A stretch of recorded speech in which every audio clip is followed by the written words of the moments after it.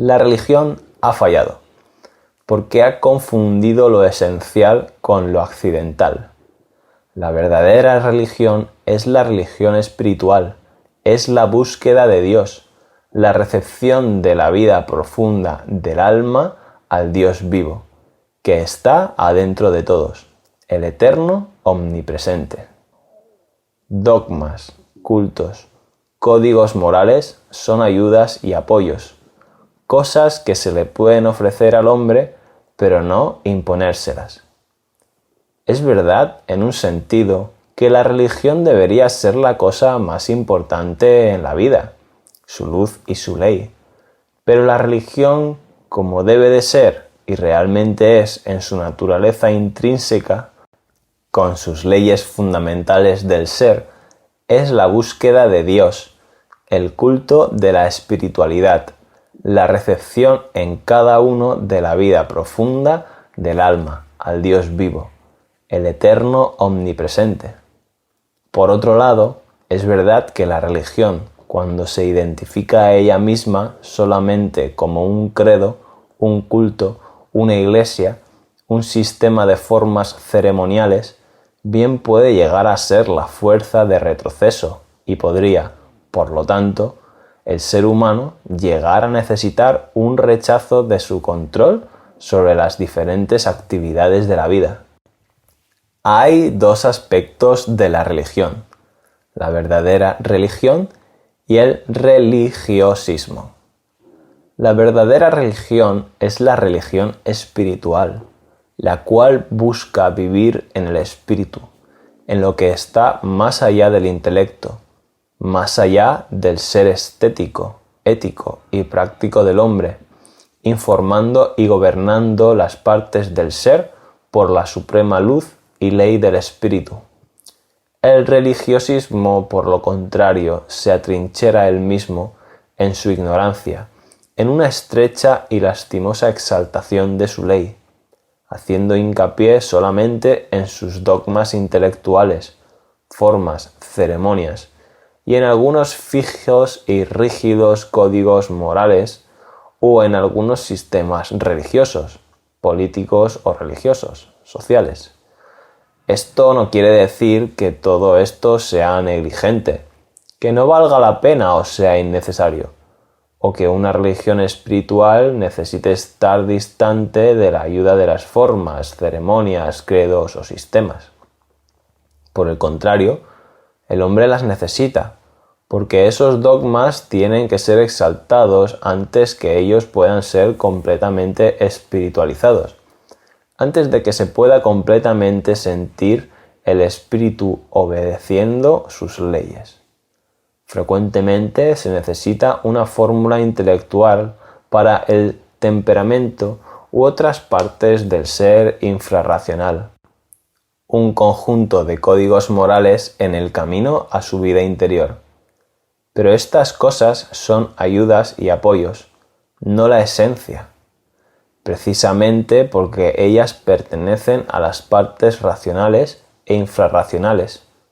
No pueden ser usados por él, pero no impuestos como su única ley por una dominación inflexible. En el uso de ellos, la tolerancia y el permiso para su variación es la primera regla que debería ser observada. La esencia espiritual de la religión es solamente la única cosa suprema que se necesita, a lo que siempre tenemos que adherirnos subordinando a ella cualquier otro elemento o motivo. Por otra parte, la religión frecuentemente considera la vida espiritual hecha de renunciamiento y mortificación o humillación. La religión entonces se convierte en una fuerza que desalienta o desanima la vida y no puede, por lo tanto, ser una verdadera ley y guía para la vida. Pero aquí surge una ambigüedad, la cual trae consigo una fuente profunda de divergencia, porque la religión espiritual parece ser frecuentemente algo remoto de la vida en la tierra, diferente y hostil. La religión parece que condena la persecución de las metas materiales como tendencia opuesta a una vida espiritual y a las esperanzas del hombre en la tierra como una ilusión o vanidad incompatible con las esperanzas del hombre en el cielo. Espíritu entonces llega a ser algo apartado, el cual el hombre solamente puede alcanzarlo, apartando de su vida sus bajezas, dogmas y sistemas. Debiendo abandonar esta vida después de cierto momento, cuando haya servido su propósito, o persistentemente obstaculizarla, humillarla y matarla. Si ese es el verdadero sentido de la religión, entonces obviamente la religión no tiene ningún mensaje positivo para la sociedad humana en su propio campo de esfuerzo social, esperanzas y aspiraciones, o para el individuo en cualquiera de sus niveles del ser. Porque cada principio de nuestra naturaleza busca naturalmente por la perfección en su propia esfera. Y si esos principios obedecen al gran poder, debe ser porque el gran poder le da la gran perfección y la completa satisfacción, inclusive en su propio nivel. Pero si la perfección es negada y por lo tanto la aspiración a ella quitada por la urgencia espiritual, entonces el hombre debe perder la fe en él mismo y en el poder para seguir la expansión natural de sus energías y actividades, o él debe rechazar el llamado del espíritu para seguir sus propias inclinaciones y leyes, su dharma. La guerra entre la tierra y el cielo, el espíritu y sus partes, llega a ser todavía más estéril si la espiritualidad toma forma de una religión de sufrimientos, penas y mortificaciones o humillación austera, y los evangelios la vanidad de las cosas. En su exageración, esto lleva a tales pesadillas del alma como esa terrible oscuridad y desesperación de la Edad Media en sus peores momentos, cuando la única esperanza de la humanidad parecía estar en la expectación y acercamiento del final del mundo, una inevitable y ansiada prelaya o destrucción. Pero inclusive en una forma menos pronunciada e intolerante de esta actitud pesimista referente al mundo, eso llega a ser una fuerza para obstaculizar la vida, y no puede, por lo tanto, ser una verdadera ley y guía para la vida.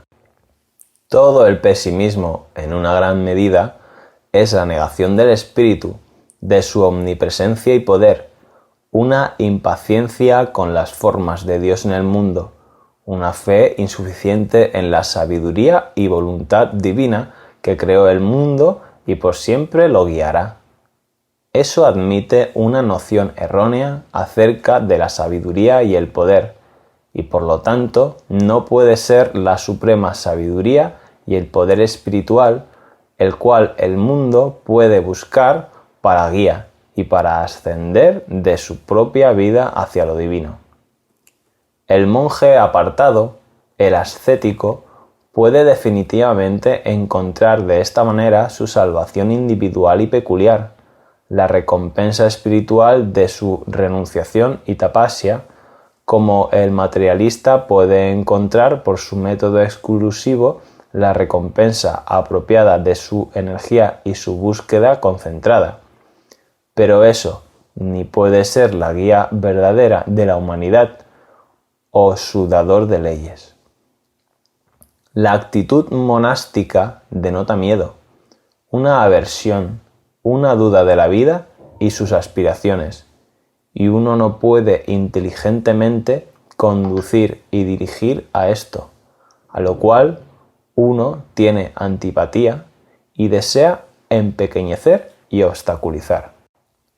Si un espíritu ascético dirigiera la vida y la sociedad humana, solamente podría prepararla para ser el instrumento que se negará a sí mismo y apartarse de sus propios motivos.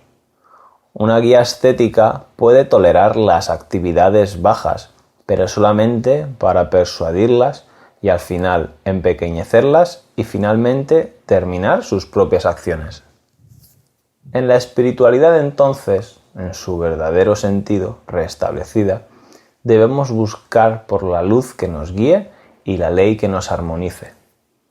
Pero una espiritualidad que al retirarse de la vida la envuelva, sin ser denominada por ella ni trabajar en incapacidad. El hombre espiritual que puede guiar la vida humana hacia la perfección es tipificado en la antigua India del Rishi, uno que ha vivido completamente la vida del hombre y encontrado la palabra del supraintelectual, supramental, la verdadera espiritualidad. Él se ha elevado por encima de las bajas limitaciones y puede ver todas las cosas desde arriba, pero también él se compadece con sus esfuerzos y puede verlas desde adentro. Él tiene el conocimiento interno supremo.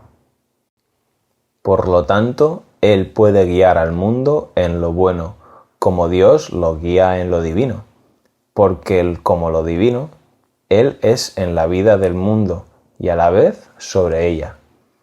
Entonces, en la espiritualidad entendida de esta manera, debemos buscar la luz que dirige y la ley que armoniza, y buscar la religión solamente, en la proporción que ella se identifique con la verdadera espiritualidad. Y si a esa religión le falta algo de las condiciones de la verdadera espiritualidad, será solamente una actividad y un poder humano entre otros, e inclusive si es considerada la más importante y la más poderosa de todas. Ella no puede guiar completamente a otros.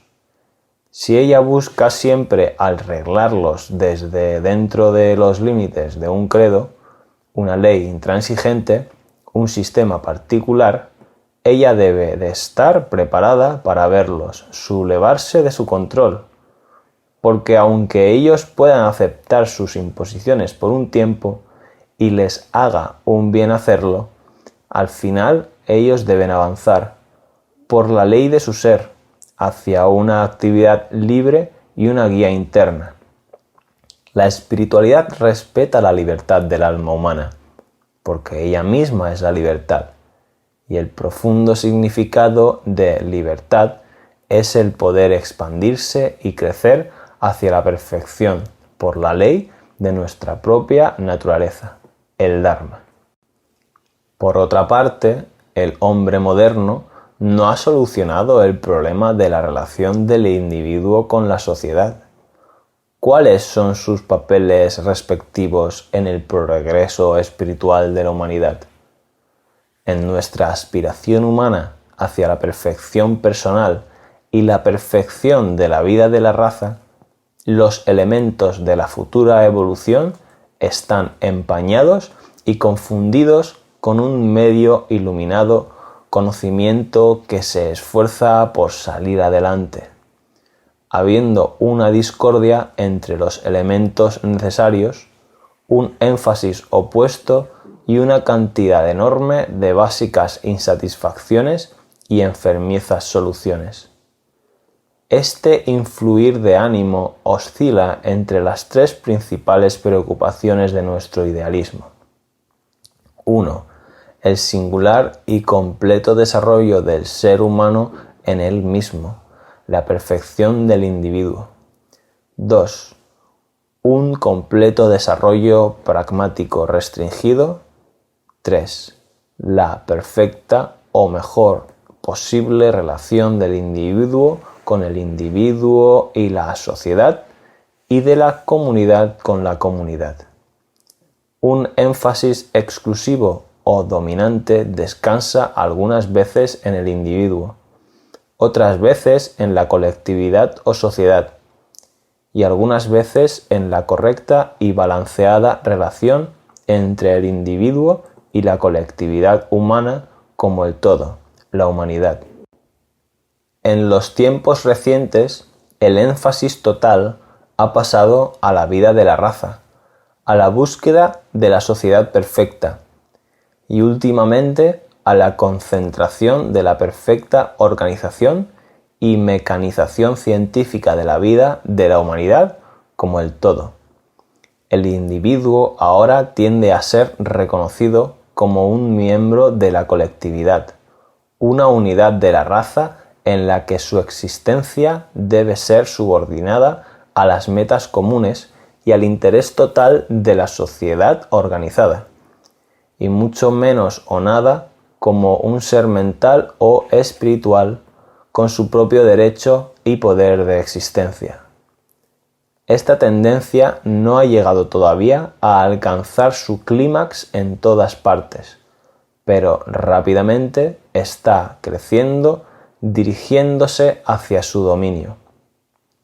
Aunque en las vicisitudes del pensamiento humano, por un lado, el individuo es invitado a descubrir o seguir su propia afirmación, su propio desarrollo de mente, vida y cuerpo, su propia perfección espiritual.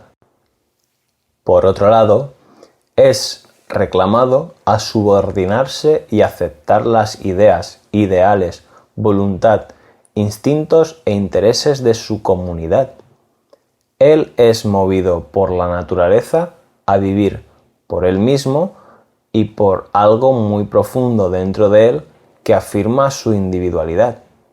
Él es llamado por la sociedad a seguir ciertos ideales mentales, viviendo por la humanidad y por el gran bien de la comunidad.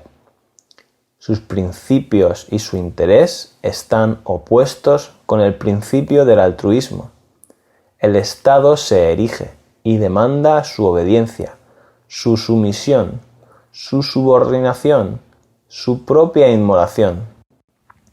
El individuo tiene que levantarse en contra de ese pedido exorbitante y reclamar sus derechos, sus ideales, sus ideas, su personalidad, su conciencia.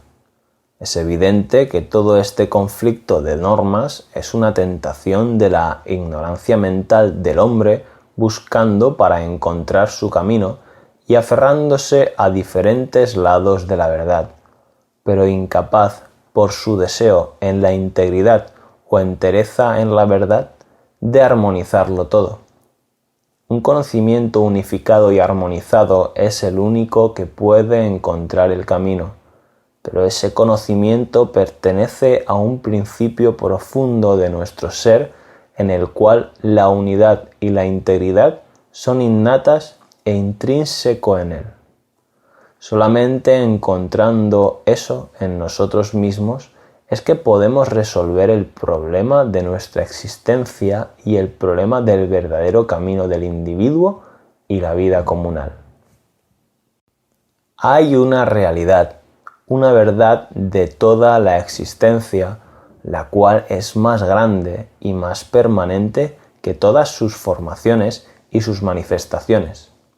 Encontrar esa verdad y esa realidad y vivir en ella logrando la más perfecta manifestación y formación posible tiene y debe de ser el secreto de la perfección, lo mismo para el ser individual que para la comunidad. Esta realidad está ahí, dentro de cada cosa, dentro de todo, y le da a cada una de sus formaciones su poder y su valor de ser. El universo es una manifestación de la realidad y hay una verdad de la existencia universal, un poder del ser cósmico, un yo soy, una mente universal. La humanidad es una formación o manifestación de la realidad en el universo y hay una verdad y un yo en la humanidad, un espíritu humano, un destino de la vida humana. La comunidad es una formación de la realidad, una manifestación del espíritu del hombre y hay una verdad, un yo, un poder de este ser colectivo. El individuo es una formación de la realidad y hay una verdad del individuo, el individuo mismo, alma o espíritu que se expresa él mismo a través de la mente, vida y cuerpo individual. Y puede expresarse él mismo también en algo que va más allá de la mente, vida y cuerpo, algo inclusive que está más allá de lo humano. porque nuestra humanidad no es el todo de la realidad o su mejor formación o creación posible. La realidad ha asumido antes que el hombre existiera una infrahumana formación y creación en sí misma, y puede asumir después de él una suprahumana formación y creación. Es erróneo demandar que el individuo se subordine él mismo a la colectividad o se funda con ella, porque es por los más avanzados individuos que la colectividad progresa, y ellos pueden realizar el avance solamente si son libres. Pero es verdad que a medida que el individuo avanza espiritualmente, se encuentra a sí mismo más y más unido con la colectividad y con el todo. El individuo es definitivamente la clave del movimiento evolutivo, porque es el individuo quien se encuentra a sí mismo y llega a ser consciente de la realidad. El movimiento de la colectividad es un gran movimiento subconsciente. Su conciencia masiva general es siempre menos evolucionada que la conciencia de sus más desarrollados individuos y progresa a medida que acepta sus impulsos o desarrolla lo que los individuos desarrollan. La máxima fidelidad del individuo no es al Estado, el cual es un organismo de la comunidad, la cual es parte de la vida, y no la vida completa. Su fidelidad debe ser para la verdad, el yo, el espíritu, el divino, el cual está en él y en todo.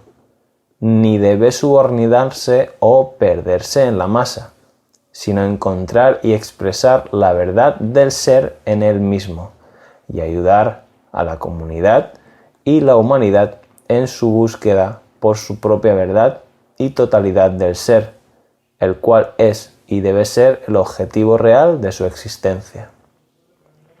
Pero en la medida que el poder de la vida del individuo o la realidad espiritual se hace evidente o actúa, depende de su propio desarrollo. Mientras él no se desarrolle, él tiene que subordinarse a lo que es mayor que él. A medida que el espíritu se desarrolla, avanza hacia una libertad espiritual. Pero esa libertad no es algo completamente separado de la total existencia, sino que esa libertad está solidarizada con la existencia, porque esa libertad también es el mismo espíritu. A medida que él avanza hacia la libertad espiritual, él también avanza hacia el yo soy espiritual. La espiritualidad comprende que el hombre liberado está preocupado por el bien de todos los seres. Dice el Gita, el Buda, descubriendo su camino al nirvana, debe regresar para abrirle las puertas a aquellos que todavía están en la construcción de su ser o no ser, en vez de su ser real. Vivekananda, guiado por el Absoluto, siente también la llamada del Dios encubierto en la humanidad, y la mayoría de las llamadas de los caídos y sufridos, la llamada del yo al yo en el cuerpo oscuro del universo. Para el individuo que ha despertado, su primera búsqueda debe ser la realización de la verdad de su ser, la de su liberación interna y la de su perfección. Primero, porque eso es la llamada del espíritu interno en él, pero también porque solamente por la liberación, la perfección y la realización de la verdad del ser es que el hombre puede llegar a la verdad de la existencia. Una perfecta comunidad también puede existir solamente por la perfección de sus individuos, y la perfección solamente puede llegar por el descubrimiento o la afirmación en la vida, por cada uno de sus seres espirituales y el descubrimiento de todos en una unidad y en esa vida resultante. La presente crisis evolutiva de una disparidad entre las facultades limitadas del hombre, mental, ética y espiritual, y los recursos técnicos y económicos que tiene a su disposición.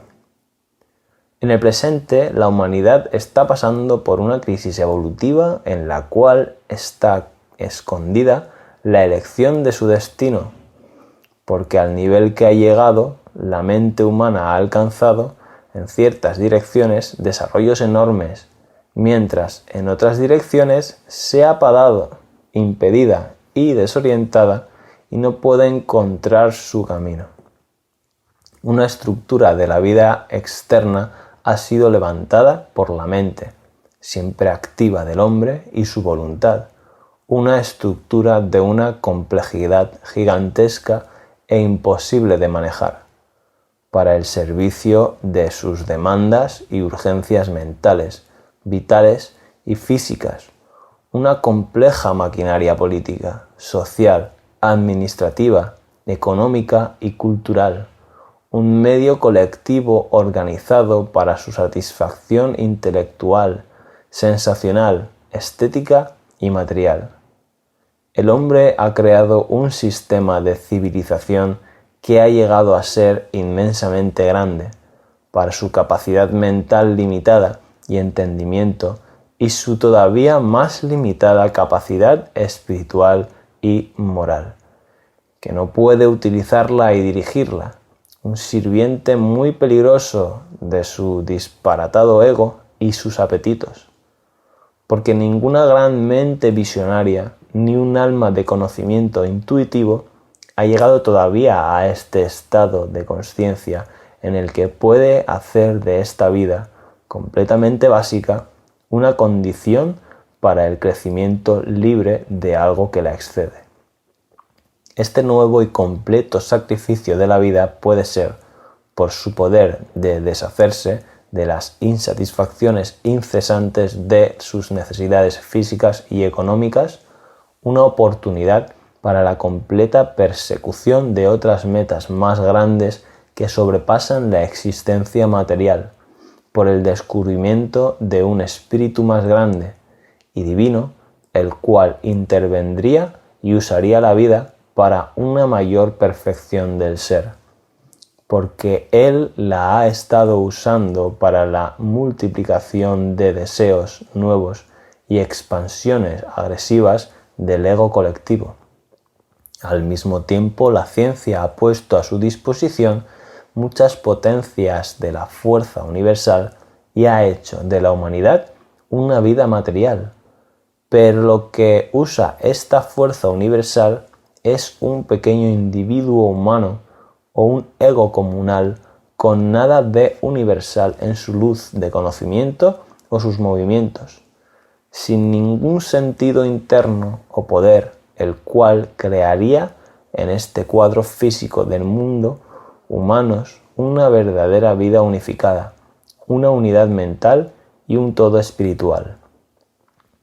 Todo lo que es un caos de chocantes ideas mentales, urgencias y necesidades físicas del individuo y la colectividad, demandas vitales y deseos, impulsos de una vida ignorante que empuja, hambrientos individuos que claman por satisfacción en la vida, clases, naciones, un hongo lleno de necias ideas políticas, sociales y económicas, una mezcla en movimiento de consignas y panaceas por las cuales los hombres están dispuestos a oprimir y ser oprimidos, a matar y ser matados, para imponerlos de alguna manera o por el inmenso y formidable medio puesto a su disposición en la creencia de que esta es la forma de lograr los ideales. La evolución de la vida y mente humana debe dirigirse hacia el aumento del universalismo, pero sobre las bases del ego y la mente segmentada y dividida, esta salida solamente puede crear un gran y vasto conjunto de impulsos e ideas contaminadas que no concuerdan, una fuente de poderes y deseos enormes, una masa o mezcla caótica, mental, vital y física sin asimilar de una larga existencia, la cual, como no está dirigida por una luz armoniosa del espíritu, debe esforzarse en una confusión y discordia universal para salir a flote, siendo imposible de esta manera construir una vida armoniosa. Sin un cambio interno, el hombre no puede más lidiar con el desarrollo gigante de la vida exterior. Una vida unida, mutua y armoniosa, nacida de la profunda y amplia verdad de nuestro ser, es la única verdad de la vida que puede satisfactoriamente reemplazar las construcciones mentales imperfectas de un pasado el cual fue una combinación de asociación y conflicto regulado, una acomodación de egos e intereses agrupados para formar una sociedad, una consolidación con motivos comunes en la vida, una unificación por la necesidad y el placer de luchar con las fuerzas exteriores. Es tal el cambio y la reforma de la vida que la humanidad ciega está comenzando a ver, ahora más y más, que el sentido de que su existencia depende de encontrar el camino. La evolución de la mente trabajando sobre la vida ha desarrollado una organización de la actividad de la mente y uso de la materia, la cual no puede más ser apoyada por la capacidad humana sin un cambio interno, un ajuste de la individualidad humana egocéntrica y separatista, inclusive en asociación a un sistema de vida que demanda unidad, perfecta mutualidad y armonía. Es imperativo. La carga que ha sido puesta en la humanidad es muy grande para la pequeñez de la personalidad humana, su estrecha mente y sus escasos instintos. Ella no puede operar el cambio que se necesita, porque ella está usando este nuevo aparato y organización para servir la vieja infraespiritual e infrarracional vida colectiva e individual de la comunidad. El destino de la raza parece estar dirigido peligrosamente, como si impacientemente a pesar de ella misma, guiada por la dirección del ego vital, fuera manejada por fuerzas colosales, las cuales están en la misma escala que la gigante organización mecánica de la vida y conocimiento científico, los cuales han evolucionado a una escala mucho mayor para que su razón y voluntad pueda manejarla, dentro de una confusión prolongada y una crisis peligrosa y oscura de una violenta y cambiante incertidumbre. Inclusive si esto llegara a ser una fase pasajera o un aparente ajuste estructural tolerable, se encontrará para que la humanidad lograra proceder menos catastróficamente en este viaje incierto. Esto solamente podría ser una tregua, porque el problema es fundamental y el poner la naturaleza evolutiva en el hombre es confrontarlo a él mismo con una alternativa crítica, la cual debe ser resuelta un día, en el verdadero sentido, si la raza quiere llegar o inclusive sobrevivir. El enaltecimiento de la colectividad, del Estado, solamente sustituye el ego colectivo por el ego individual. Una fórmula racional y científica del vital y materialista ser humano y su vida, una búsqueda por una sociedad económica perfecta y el culto democrático del hombre promedio es todo lo que la mente moderna nos presenta en esta crisis, como la luz para su solución. Fuera lo que sea que la verdad apoye, no es suficientemente claro el cómo llenar las necesidades de una humanidad la cual tiene por misión evolucionar más allá de ella misma. A cualquier paso sí debe existir para ir más allá del nivel que se encuentra en el presente. Un instinto de vida en la raza y en el hombre promedio ha sido inadecuado y ha sido guiado hacia unos valores reversibles o hacia el descubrimiento de nuevos valores, transfiriendo la vida a unas bases nuevas y diferentes. Esto ha sido un intento para encontrar una simple y ya hecha base de unificación, mutualidad y armonía para lograr una vida en común y hacerla trabajar suprimiendo el choque competitivo de egos, hasta llegar así a una vida identificada con la comunidad en vez de una vida de diferencias. Pero para realizar este deseado fin, los medios adoptados han sido la forzada y triunfante materialización de unas cuantas ideas restringidas o gritos de combate entronizados excluyendo cualquier otro pensamiento, la supresión de la mente del individuo, una comprensión mecánica de los elementos de la vida, una unidad mecanizada y dirigida por la fuerza, vida, una coacción del hombre por el Estado y la sustitución de lo comunal por el ego individual. El ego comunal es idealizado como el alma de la nación, la raza, la comunidad, pero esto es descomunal y puede llegar a ser un error fatal, una forzada e impuesta unanimidad de mente, vida, una acción llevada a su más alta tensión dirigida por algo que se piensa es lo más grande, el alma colectiva. La vida colectiva es la fórmula mágica. Pero este ser colectivo oscuro no es el alma o el yo de la comunidad. Es una fuerza vida que se levanta del subconsciente y que niega la luz de la guía por la razón. Puede ser guiado solamente por las fuerzas oscuras masivas, las cuales son poderosas, pero peligrosas para la raza, porque ellas son extrañas a la conciencia evolutiva de la cual el hombre es el portador y fiduciario. No es en esta dirección que la naturaleza evolutiva ha señalado a la humanidad. Esta es una reversión hacia algo que ella ya ha dejado atrás.